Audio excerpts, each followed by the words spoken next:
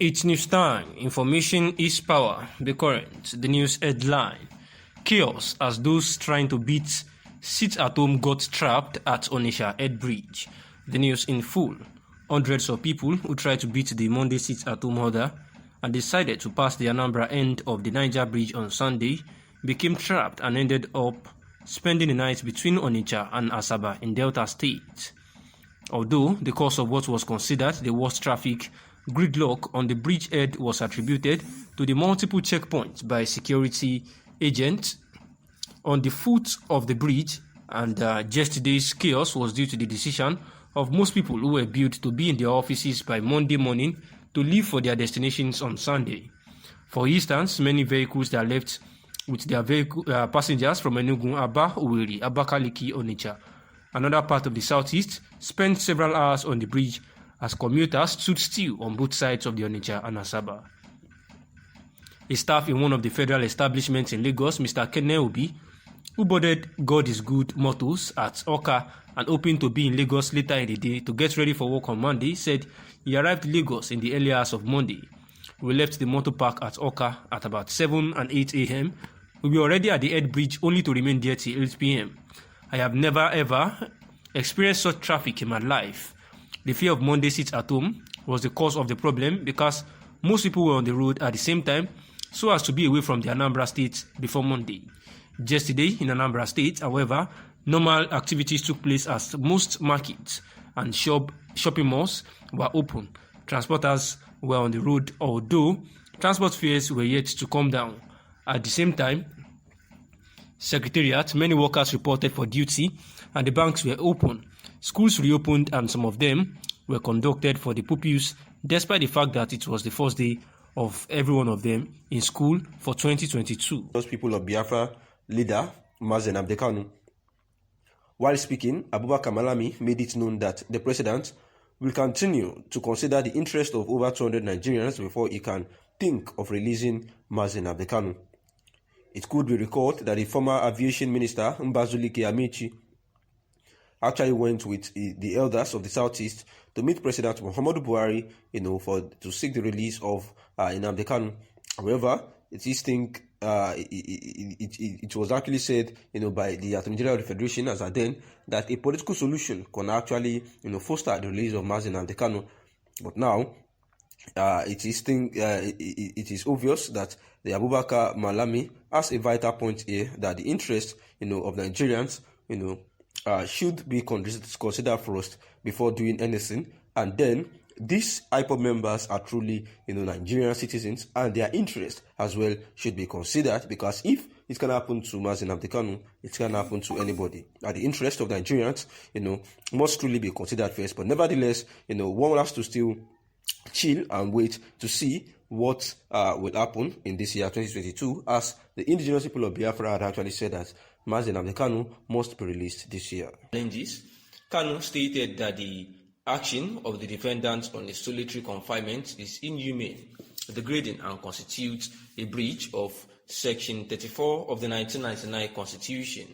He wants the courts to declare that the respondents, while carrying out their duties, are to abide by Chapter 4 of the 1999 Constitution. Kanu is praying the courts to declare that he is entitled to the enjoyment of his rights to dignity of human person as enshrined under Section 34 of the 1999 Constitution.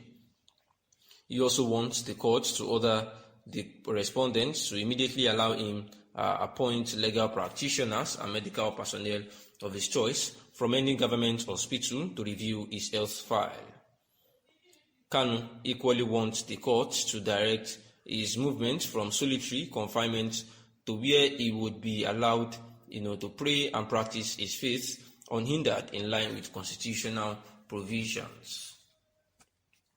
And this was the agitation of Mazen Nnamdi Kanu, who is at the DSS facility, saying that after the court had said that he be allowed to be to be in the DSS facility with enough attention and comfortability, and he should be given everything needed there, and says that in the suit filed by his lawyer, Maxwell Okpara, says before the High Court that he's still denied of food and medical care, clothes of his choice, and tried to practice his religion. Also saying that Mazen Abekanu claimed that the doctor that has been attended to him is a quack doctor and not experienced. After I read the report in Tribune newspaper where the Imo State governor said this, I thought it would be nice to take a look at the present situation of the country to know if Hope Uzodinma is right by that statement. Despite COVID-19 pandemic, Nigeria was able to come out of the recession. Hope Uzodinma believes that Buhari has done well by moving the country out of the recession, despite the COVID-19 pandemic that was ravaging the whole country. But some people will disagree with Uzodinma because the cost of living is high, which is a clear sign that people cannot feel the impact of the recession which the country has exited. For example, the cost of cooking gas has tripled and the value of Naira is reducing by day. Also, many Nigerians are beginning to wonder how things will be if the federal government removes subsidy by the middle of next year. In addition, the insecurity in northern Nigeria has made it impossible, for farmers to go to the farm, and the consequence is an increase in food commodities like onion, yam, and tomato. I want to believe that Hope Uzodinma made a political statement because ordinary Nigerians who are battling hardship will disagree with him that Nigerians are happy with the president. People are joining the APC. What some people will ask is if joining the APC is a yardstick to measure the rate at which people are happy with the president. Uzodinma forgot that ordinary Nigerians who struggle by day are after survival and not political power. It is common sense to say that people who join the APC are this time looking ahead of the 2023 general election. While Uzodinma is entitled to his opinion, I doubt if ordinary Nigerians who are complaining of the high cost of living will agree with him that people are happy with President Muhammadu Buhari, and that is why the APC is welcoming new members. This may be outrightly wrong, saying that the people are joining APC because they are happy with President Muhammadu Buhari, looking at the adverse effects of the COVID-19 pandemic and also the clear sign of impact of the recession which the country had just exited, where the cost of foods, gas, and many others are just so high that Nigerians are beginning to wonder if the federal government would actually increase yet again, remove yet again the subsidy and the adverse effects on the Nigerian populace. Next Saturday to witness the presentation of a classic book written by Governor Hope Uzodinma.